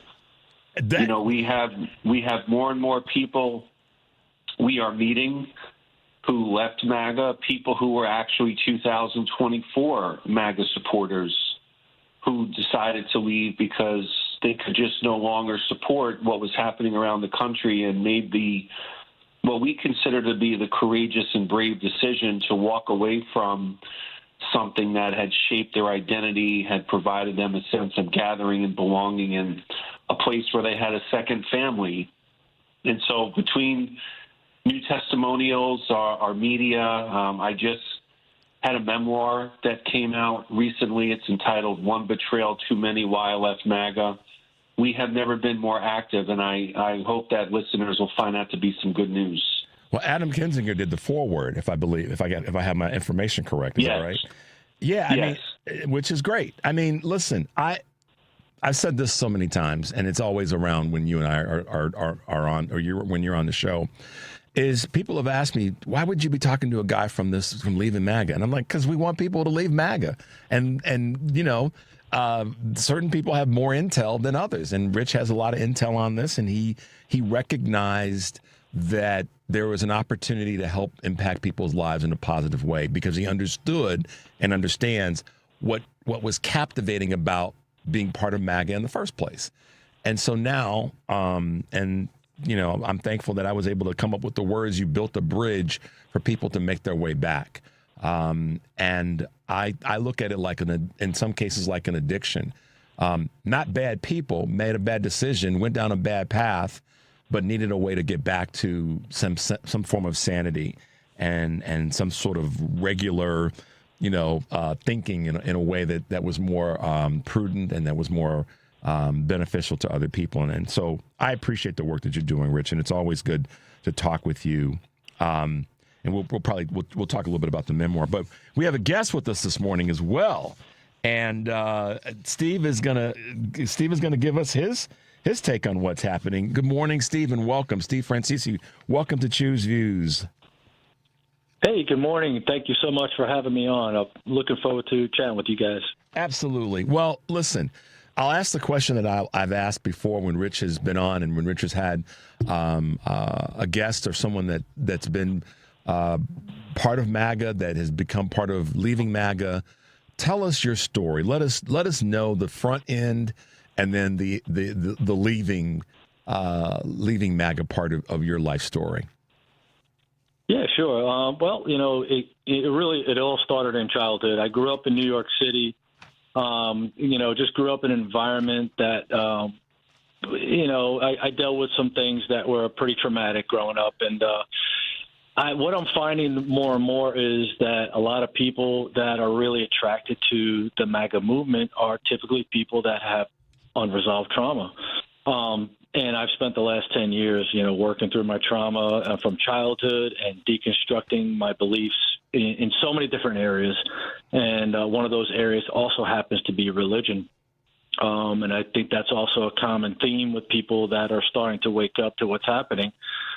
But I spent a really long time self-reflecting and, working through therapy and learning to make more conscious decisions and developing values that I didn't have, easily manipulated. And the thing about working through your trauma is understanding things like manipulation and control and starting to understand how messaging works, and that not all leaders or people in positions of authority speak the truth.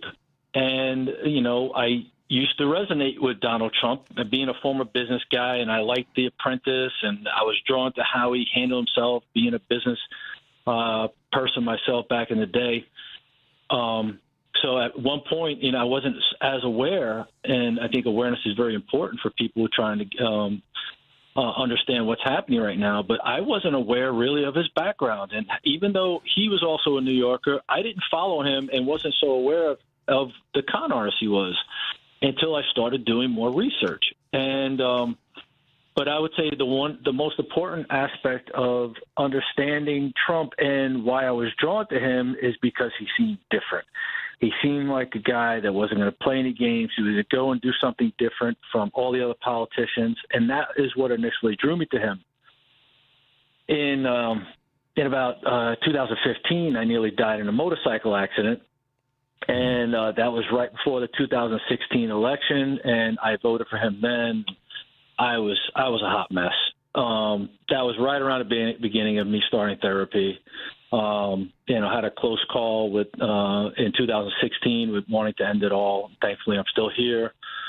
But through all that, I'm finally in a place where I'm a mental health advocate. I try to help folks become more aware of their inner world and getting in touch with things like love, compassion, kindness, and recognizing what cruelty looks like. And I also wrote a memoir. It's called From A-Hole to All Right, a life rewritten through self-reflection, therapy, and conscious change. It's about learning to get more connected with the parts of ourselves that we left long ago from being traumatized. So, wow. Hopefully that gives you a little bit of perspective. Well, listen, first of all, Stephen, as I say to everyone, thank you for being with us, and thank you for, having the courage to say, you know what, this wasn't the thing I should have done. I did it. And somebody please help me get back to safety. And that takes a lot of courage. It takes a lot of courage for any of us. And I'm not trying to play psychologist, psychiatrist, or sociologist here, but it takes a lot of courage for any of us to acknowledge that there's a gap. There's something that ain't quite right. And it could be physical as well as spiritual or physiological. To acknowledge that and then try to get help. I mean, it's one of the reasons there's three guys, me, you, and Rich are talking. It's one of the reasons that guys oftentimes don't go to the doctor because they don't want to acknowledge that something doesn't feel right. So, I mean, the three of us can laugh about that and recognize that that's the truth. Is that a fair statement? That's a very fair statement. And there's also a lot of stigma around men asking for help. It's viewed upon as being weak. And when in fact it's the opposite, is those that don't ask for help is actually weak. It's okay to ask for help, but it's oftentimes we have to reach to the right folks that can provide the safety that we need in order to work through our stuff without judgment and shame.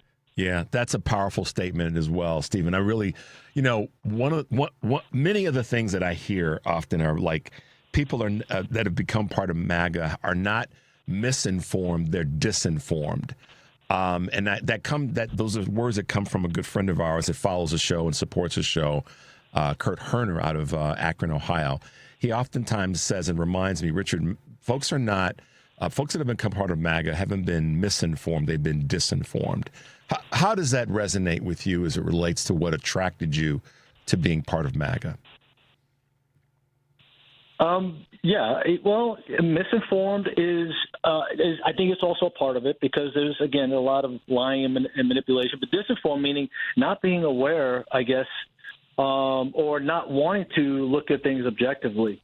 And I think that's also part of, where we get stuck on hearing what anyone says as truth is some people don't want to hear the truth. Some people can't hear the truth. And I think that is what happens when you get so stuck on ideology and alignment with a certain particular party that anything, questioning that authority and what's happening is where people get really lost inside of a cult. I mean, I think that's, I think I'm going to call it as it is. There's I also follow this guy, who talks about cults, and there's a continuum of control and over people. But the biggest thing is understanding that some people just don't want to hear the truth or the facts, and that is where people, I think, lack critical thinking skills. I was one of them.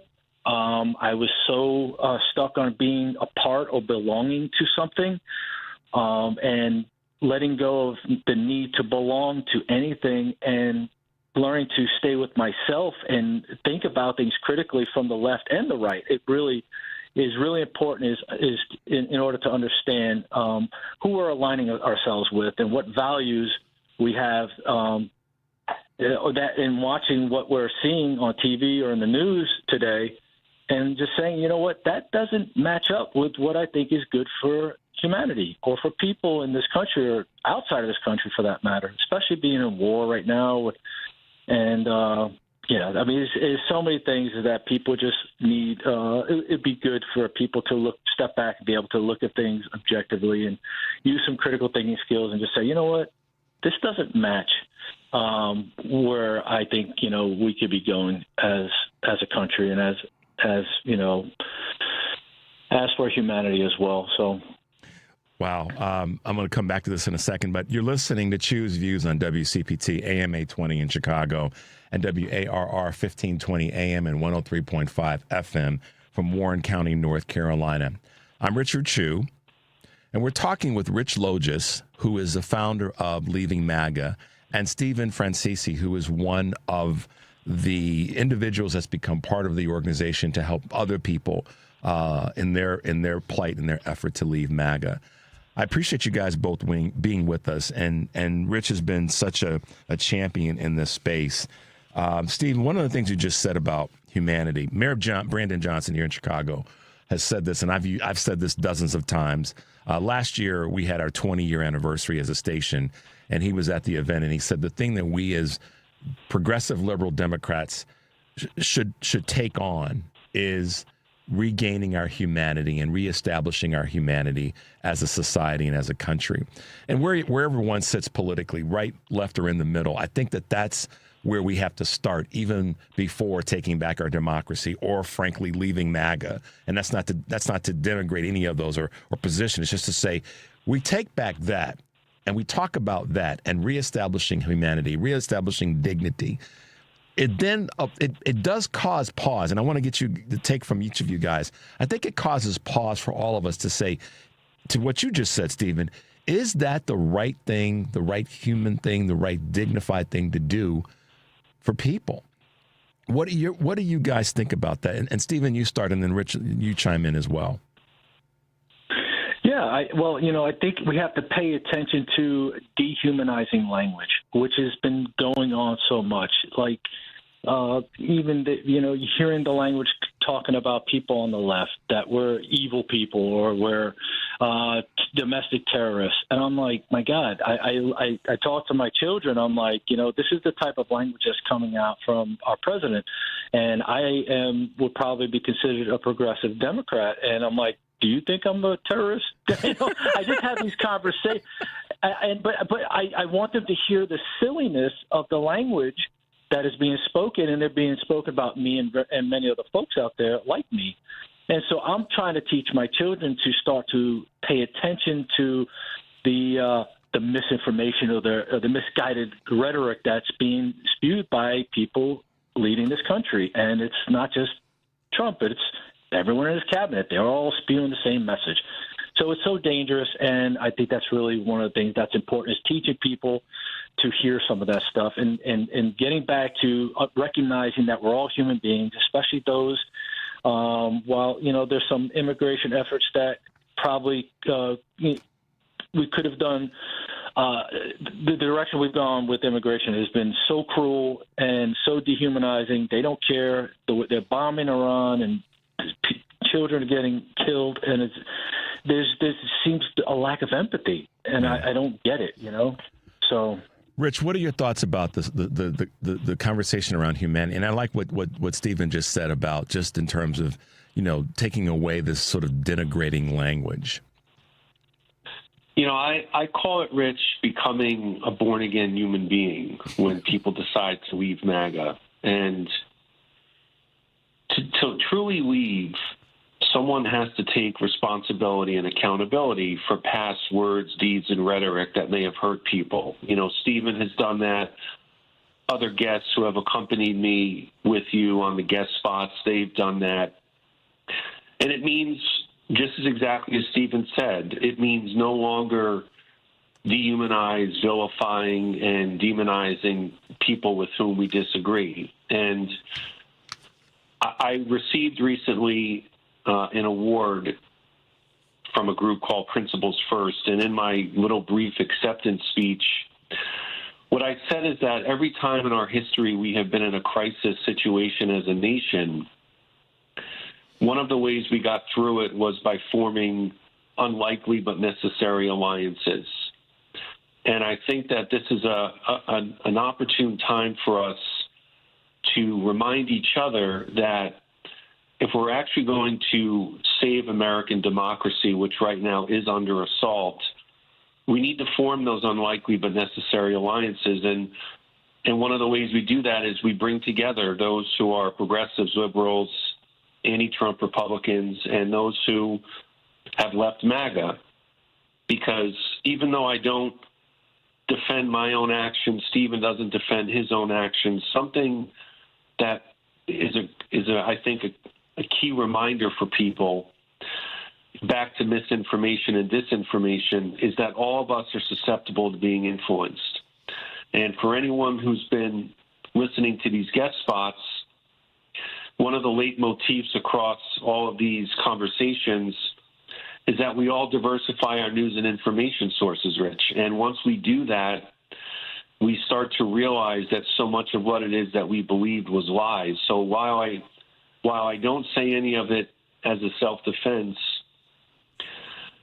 for whatever reason or reasons, I, Steve, and others who have been with you on the show, we've all been vulnerable to being exploited and manipulated. But once we start to figure that out, that's when we start to go through the it is a difficult process, but it's liberating to go through to finally walk away from MAGA and no longer live a life that's based on lies, falsehoods, and conspiracies. It's got to be a weight off, and I understand. I can actually can hear it probably like never before, Rich. And we've been talking for a year now, even in your voice, that sort of that relief that what I was doing and where I wasn't right. It took some pain to figure it out, but I figured it out. And now what you're doing, which is what is the remarkable part of this, and why I do my best to amplify your voice, is that there are so many people that are following and recognizing, because it goes back to something that Stephen said and other guests have said, is that they were wanting to be a part of something. Something was missing, a void was there, and this part, being part of MAGA filled that void, and the susceptibility that we all are. Let me say this to everybody in the country.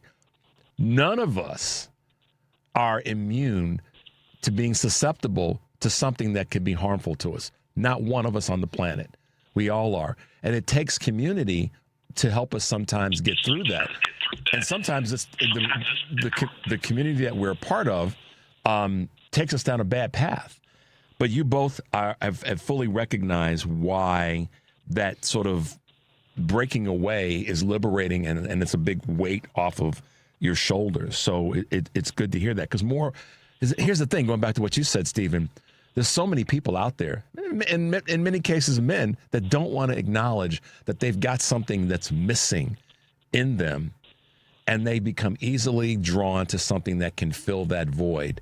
You guys have kind of flipped the script and said, hey, we know something was missing. We were part of that, but we've created this other thing over here to help fill the void that you kind of filled with the wrong fuel. So it's great to hear that you guys are still doing the work and you're pushing so hard in this space. Let me ask you a question, Rich, about one betrayal, too many. Talk a little bit about that. I know that you've got some great guides, and you've put together some great booklets for people to read and review. But tell us a little bit about the book, One Betrayal, Too Many. Yeah, thank you, Richard. And, let me just say that leaving MAGA was good for my soul, my psyche, and my mental health.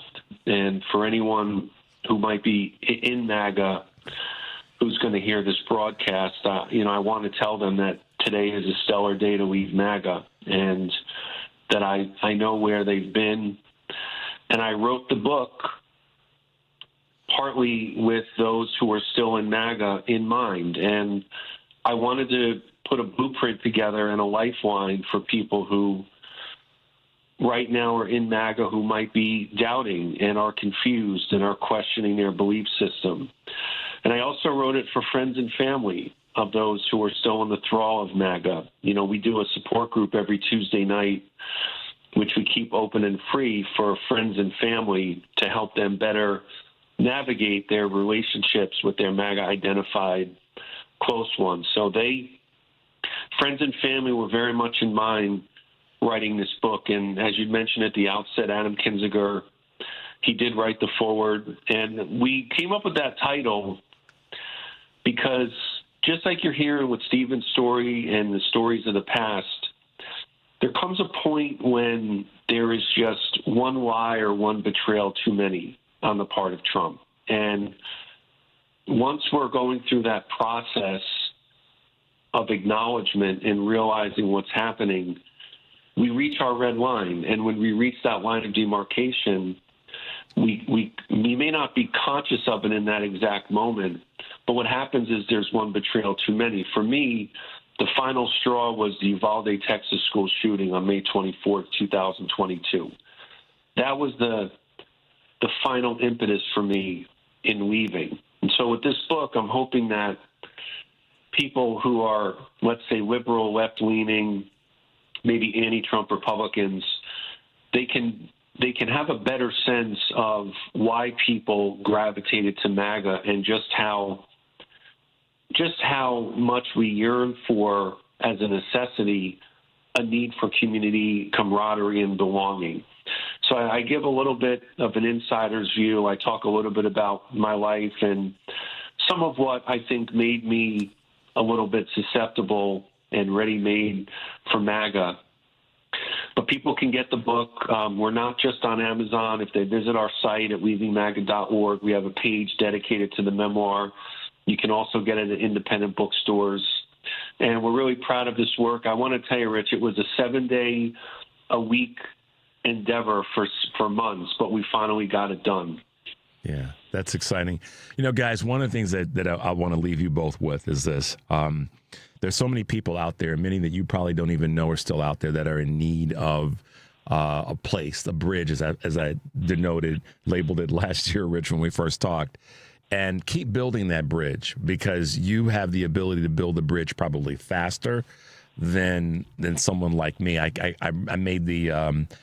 told a story about being at a restaurant, a bar this weekend, and the guy that was sitting next to me at a table of other people, he started ranting on about the Iranians should be getting bombed and that they're going to understand what it's like to try to come after our freedoms, blah, blah, blah. And it's that person that I don't know if that person is gettable, as our good friend Karen Byrne also often uses that word. I don't know if they're gettable or not, and I don't know if they're part of MAGA, but they certainly were of the belief that we should be doing what we're doing in the Middle East. But I think what you guys offer is that bridge for people who might be where this guy is and is just needed to say it because he's so lost and been so misinformed and disinformed. And so I just encourage you both to keep up the great work that you're doing. Stephen, to hear you talk about your evolution and how you went from one piece of this to another and how you've grown and how you're reaching out and how you looked into the eyes of your children and said, I can't have this be their life. That's what a big part of this is all about. So I applaud both of you for the work that you're doing. Keep it up. Keep bringing people to the fight, because I believe that as we continue to do that, we will see these numbers go down, or maybe the other way, the numbers go up in terms of people that are leaving MAGA. Any last words from either of you? Yeah, I just want to. Oh, sorry, go ahead. No, Stephen, you go. Yeah, sorry about that. Yeah, I just want to, first of all, thank you for giving me an opportunity to share my perspective. And we're going to continue to do the work in our own communities and trying to connect with people and folks and create a safe place for people to land as they start to deconstruct or question their beliefs around MAGA. So happy to be here, and thank you for having me. Absolutely, Stephen. Keep up the good work, man. Rich. Yeah, I would encourage everyone, if they want to read Stephen's story with some more details, visit our site at weavingmaga.org. You could also find all of our other testimonials there. And for those who, let me thank everyone in advance who winds up getting the book as a result of hearing us today. We really appreciate it. Absolutely. Leaving MAGA, Rich Logis, Steve Francisci, we appreciate you both hanging out with us this morning. You guys stay safe, stay in the fight, and we'll talk again soon, Rich. Be well, okay? Thanks, Richard. Appreciate it. Absolutely. All right, guys. Bye now. Bye-bye. So listen, as we wrap up today, I want to just say this as quickly as I can. Their story is important, and we oftentimes ask, what can we do? Organizations like this matter. So we as progressive liberal Democrats do have to be ones to push them to keep doing the work to bring more people out of MAGA, because it matters. It truly does. Thanks for hanging out with us this morning. Thanks to the team here. Stay tuned for the Stephanie Miller Show. And as I say every day, take a deep breath and make your life count. We'll see you tomorrow.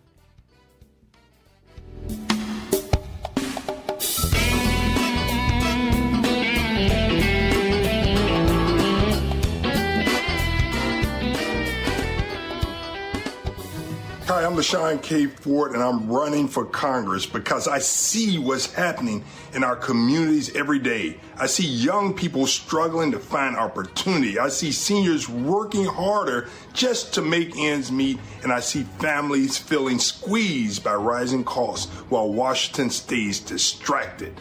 This Trump administration has brought chaos and corruption instead of real solutions. We need leadership that listens and delivers. As a state legislator, I've spent years fighting for working families, seniors, and communities that too often get left behind.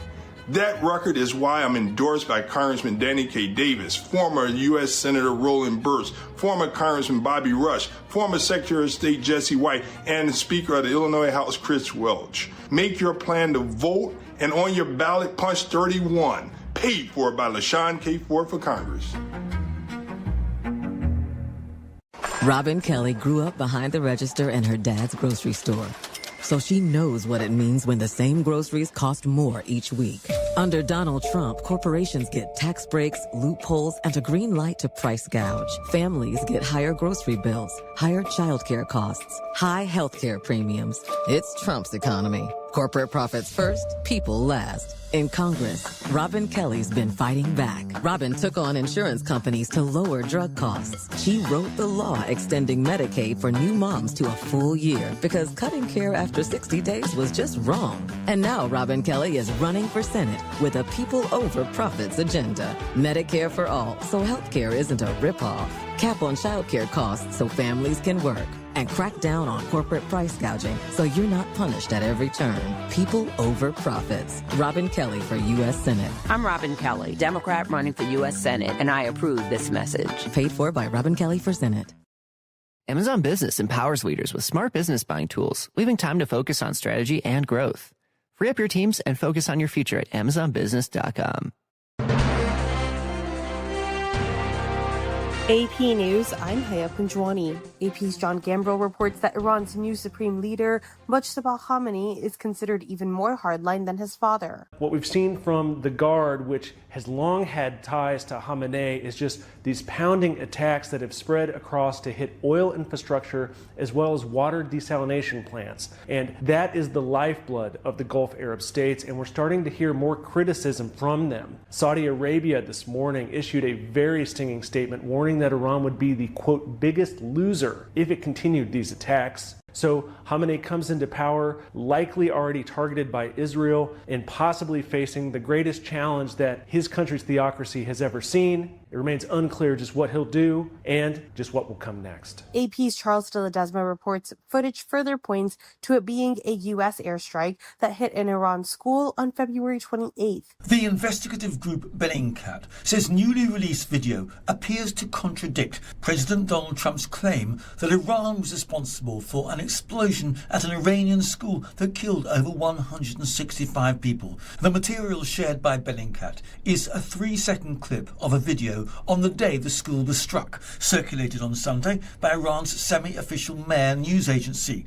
The video shows ammunition falling on a building. A Bellingcat researcher identified the munition as a Tomahawk cruise missile, which only the US is known to possess in this war. I'm Charles de Ledesma. Police are investigating an explosion at a U.S. embassy. AP's Mike Hempin. Norwegian police are looking for suspects and trying to determine a motive following an explosion outside the U.S. Embassy in Oslo. Investigators believe the embassy was targeted. Investigators say it was caused by an incendiary device. There were no injuries. This is AP News. Oil prices eclipsed $100 per barrel for the first time in more than 3.5 years as the Iran war hinders production and shipping in the Middle East. The price for a barrel of Brent crude, the international standard, was at $107.97 after trading resumed. An American man has won the LA Marathon for a second consecutive time in a photo finish. Correspondent Gethin Coolbaugh. Nathan Martin won the Los Angeles Marathon in the final stride, giving the U.S. a second straight men's title. Martin edged Michael Kamau of Kenya at the finish line. They shared the same finishing time of 2 hours, 11 minutes, and 18 seconds. Kamau skipped fluids during the race and collapsed at the finish line. Martin is a substitute teacher and coaches high school track and cross country in Jackson, Michigan. In the women's race, Priska Shirono of Kenya won in 2 hours, 25 minutes and 20 seconds. The 45-year-old mother of 3 lives in Colorado. I'm Gethin Coolbaugh. I'm Haya Panjwani. This is 820 AM, WCPT Willow Springs, and streaming worldwide at WCPT820.com. We are Chicago's progressive talk, where facts matter. Now, your WCPT 820 weather update. From the Weatherology Weather Center, I'm meteorologist Jennifer Wojcicki. We'll see sunny skies here for today with a high in the mid-70s. Winds out of the southwest at 10 to 20 miles per hour, gusting as high as 25. Then for tonight, partly cloudy, a low near 54. By Tuesday, a chance for showers and thunderstorms here late. Partial sunshine develops, high of 63 degrees. Wednesday, another chance for some rain with cloudy skies, a high around 48. That's your latest Chicago weather update. Currently, it's 48. This is Chicago's Progressive Talk, 820 AM, WCPT Willow Springs, and online at WCPT820.com, where facts matter. Straight Talk Wireless presents Pickup Truck Wisdom. Trust is earned. That's why I've stuck with Straight Talk. Same price since 2009 on Verizon's 5G network. Cause shoot, anyone can make a promise. Keeping it for years, that means something. Now plans starting at $25 a month with 4 lines. Find us at straighttalk.com and Walmart. Straight Talk Wireless. Straightforward. Always. Same price claim applies only to the base monthly price of our $45 plan from October 2009 to present. The best words to hear at the TSA security checkpoint? You're good to go. So check before you jet. Avoid delays at TSA security checkpoints by making sure you have an acceptable form of ID. That means a real ID, passport, or other acceptable forms of identification. Visit tsa.gov/ID to check the full list of acceptable IDs. Avoid travel delays by checking ID requirements, and you're good to go. Today, 1 in 5 working-age Americans has a mental health condition. People in all types of jobs and at all levels. And the key to helping us succeed is a supportive and inclusive workplace. All of us have a role to play in making that happen. So what can I do to help? As a CEO, I can set the tone for supportive culture. As a manager, I can offer assistance and accommodations. As a coworker, I can listen and be a source of support to my colleagues. As someone with a mental health condition, I can ask for what I need to perform my best. I can offer all employees the supports they need to deliver on the job, for the team and for the business. What can I do? What can I do? What can I do? I can remind others that we all benefit from workplaces that promote good mental health. Mental health-friendly workplaces are more important than ever. And all of us have a role to play in promoting them. Learn more at whatcanyoudocampaign.org. Hey Google, play WCPT.